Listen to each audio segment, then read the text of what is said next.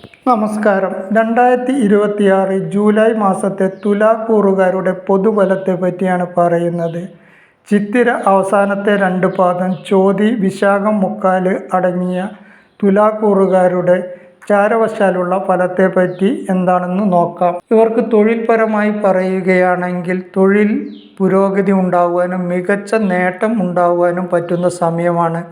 പ്രൊമോഷന് സാധ്യതയുണ്ട്. പുതിയ ജോലിയിൽ പ്രവേശിക്കാൻ ആഗ്രഹിക്കുന്നവർക്ക് അത് നടന്നു കിട്ടുന്നതാണ്.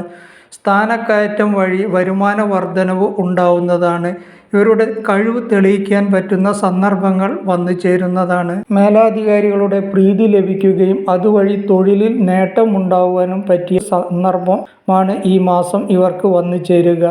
ധനപരമായി നോക്കുകയാണെങ്കിൽ വരുമാന വർധനവും അപ്രതീക്ഷിതമായി ധനലാഭവും ഉണ്ടാവുന്ന ഒരു മാസമാണ്. വിവിധ സ്രോതസ്സുകളിൽ നിന്ന് വരുമാനം ലഭിക്കുവാനും ഭാഗ്യാനുഭവങ്ങൾ വന്നു ചേരുവാനും സാധ്യതയുണ്ട്. വായ്പയ്ക്ക് ശ്രമിക്കുന്നവർക്ക് വായ്പ ലഭിക്കുന്നതാണ്. പണം കടം കൊടുത്തത് തിരിച്ചു കിട്ടുന്ന സമയം കൂടിയാണ്.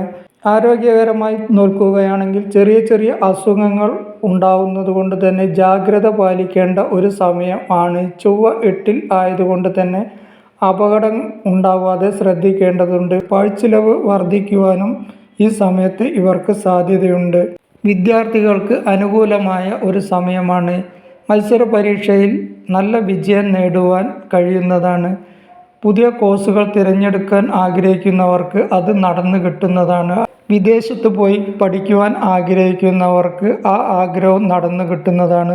ഭൂമി വാങ്ങുവാൻ ആഗ്രഹിക്കുന്നവർക്ക്, വീട് വെക്കുവാൻ ആഗ്രഹിക്കുന്നവർക്ക്, വീട് പുതുക്കി പണിയാൻ ആഗ്രഹിക്കുന്നവർക്ക് അവരുടെ ആഗ്രഹം നടന്നു കിട്ടുന്നതാണ്. ക്രയവിക്രയ നേട്ടം ഉണ്ടാവുന്നതാണ്. റിയൽ എസ്റ്റേറ്റ് ബിസിനസ് നടത്തുന്നവർക്ക് നല്ല ലാഭം കിട്ടുന്ന ഒരു മാസം കൂടിയാണ്. പ്രണയിക്കുന്നവർക്ക് സമ്മിശ്ര ഫലമാണ് ഉണ്ടാവുന്നത്. അപവാദം കേൾക്കുവാനും സാധ്യതയുണ്ട്. തെറ്റിദ്ധാരണകളും അഭിപ്രായ വ്യത്യാസങ്ങളും ഉണ്ടായി എന്ന് വരാം. ദാമ്പത്യപരമായിട്ട് സന്തോഷവും സമാധാനവും ഉണ്ടാവുന്ന ഒരു സമയമാണ്. ദമ്പതികൾ തമ്മിൽ രമ്യതയിൽ പോകുന്ന സമയം കൂടിയാണ്. വീട്ടിൽ മംഗളകർമ്മങ്ങൾ നടക്കുവാൻ സാധ്യതയുണ്ട്. വിവാഹം ആഗ്രഹിക്കുന്നവർക്ക് അത് നടന്നു കിട്ടുന്നതാണ്. സന്താനലബ്ധി ഉണ്ടാവുന്നതാണ്. ആത്മീയ കാര്യങ്ങളിൽ കൂടുതൽ ശ്രദ്ധ ചെലുത്തുന്നതാണ്. പുണ്യക്ഷേത്ര ദർശനം ആഗ്രഹിക്കുന്നവർക്ക് ആഗ്രഹം നടന്നു കിട്ടുന്നതാണ്. വിദേശത്ത് പോകാൻ ആഗ്രഹിക്കുന്നവർക്ക്, വിദേശത്ത് ജോലിക്ക് ആഗ്രഹിക്കുന്നവർക്ക് അത് തരമായി കിട്ടുന്നതാണ്. കുടുംബത്തിൽ സന്തോഷവും സമാധാനവും ഐശ്വര്യവും എല്ലാം വന്നു ചേരുന്ന ഒരു സമയം കൂടിയാണ്. വാഹനം ഉപയോഗിക്കുമ്പോൾ വളരെ അധികം ശ്രദ്ധിക്കേണ്ട സമയം കൂടിയാണ്. അപകടങ്ങൾ ഉണ്ടാകുവാൻ സാധ്യതയുള്ളത് കൊണ്ട് തന്നെ പ്രധാനമായും ഇരുചക്ര വാഹനങ്ങൾ കൈകാര്യം ചെയ്യുമ്പോൾ കൂടുതൽ ശ്രദ്ധിക്കേണ്ടതുണ്ട്. പുതിയ സുഹൃത്തുക്കളെ കണ്ടെത്താൻ കഴിയുന്നതും സുഹൃത്ത് നേട്ടം ഉണ്ടാവുന്നതും ആയിരിക്കും.